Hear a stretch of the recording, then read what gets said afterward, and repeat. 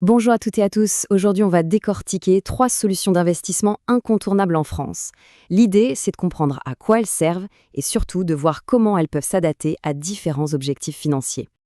Alors voilà la grande question. PEA, CTO, assurance vie. On se demande tous par où commencer, n'est-ce pas? C'est la question que tout le monde se pose quand il s'agit de faire travailler son argent. On entend ces trois noms un peu partout, mais concrètement, qu'est-ce que ça veut dire? Et surtout, comment savoir ce qui est fait pour nous? Ok, voici notre plan pour y voir plus clair. D'abord, on va regarder chaque option de près, une par une. Ensuite, on les mettra face à face pour bien comparer. Et enfin, le plus important, on verra comment on peut les combiner pour avoir une stratégie vraiment efficace. Allez, on attaque avec le premier, le PEA, le plan d'épargne en action. Il faut le voir un peu comme un spécialiste de la fiscalité optimisée, mais concentré sur les actions européennes. Ce qu'il faut bien comprendre avec le PEA, c'est que c'est un dispositif qui est encouragé par l'État. Le but, c'est simple, inciter à investir dans les entreprises européennes. En gros, c'est un marché, on s'engage à investir sur le long terme et en échange, l'État nous offre un cadre fiscal vraiment très avantageux. Et là, on voit bien le cœur du sujet. D'un côté, des avantages fiscaux, qui sont juste énormes. De l'autre, des contraintes assez fortes. On ne peut pas acheter n'importe quoi et on ne peut pas retirer son argent n'importe quand sans conséquence. C'est vraiment ça, le pacte du PEA, de la patience contre des impôts en moins. 5 ans. Voilà le chiffre magique à retenir pour le PEA. Une fois ce cap passé, hop, plus d'impôts sur le revenu, sur les plus-values. Attention, il reste toujours les prélèvements sociaux à payer, ça on n'y coupe pas. Mais quand même, c'est un avantage énorme qui permet au capital de grossir beaucoup plus vite. C'est le fameux effet boule de neige. Bon, maintenant qu'on a vu le spécialiste européen, passons à l'explorateur mondial, le CTO, ou compte titre ordinaire. Là, on change complètement de philosophie. C'est un peu comme un passeport pour investir absolument partout. Le mot d'ordre du CTO, c'est la liberté. Une liberté totale. Contrairement au PEA, qui est un peu un jardin clos européen, ici c'est open bar. Actions américaines, obligations asiatiques, matières premières, tout est possible. Et en plus, il n'y a aucune limite de versement.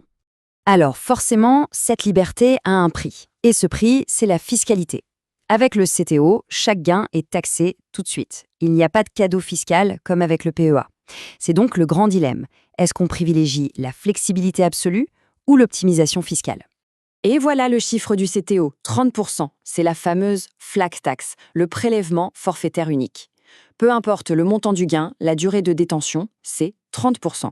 C'est simple, c'est clair, mais ça veut aussi dire qu'à chaque fois qu'on réalise un gain, près d'un tiers part immédiatement à l'État. Ça peut freiner pas mal la performance sur le long terme. Allez, troisième et dernier outil de notre comparatif, l'assurance vie. Et là, on est encore sur autre chose. Si le PEA est une serre et le CTO un passeport, l'assurance vie, c'est clairement le couteau suisse. Un outil multifonction, bon pour l'épargne, l'investissement et même la succession.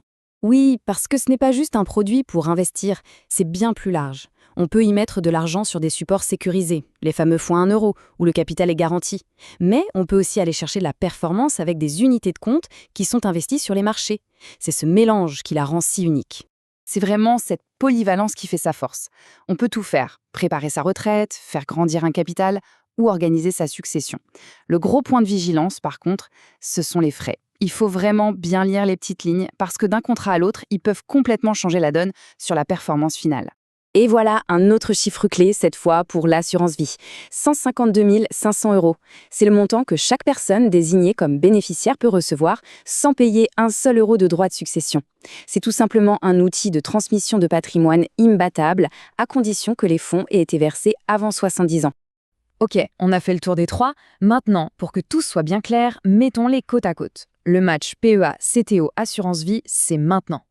Ce tableau, c'est un peu la synthèse parfaite. On voit tout de suite les forces et faiblesses de chacun. Pour la fiscalité, le PEA est champion après 5 ans. Pour la liberté d'investir partout dans le monde, le CTO est imbattable. Et pour la polyvalence, c'est-à-dire un mix sécurité, performance et succession, c'est l'assurance vie qui l'emporte. Chaque produit a vraiment son propre terrain de jeu. Du coup, on commence à comprendre quelque chose d'essentiel. La question, ce n'est peut-être pas lequel choisir, mais plutôt comment les combiner.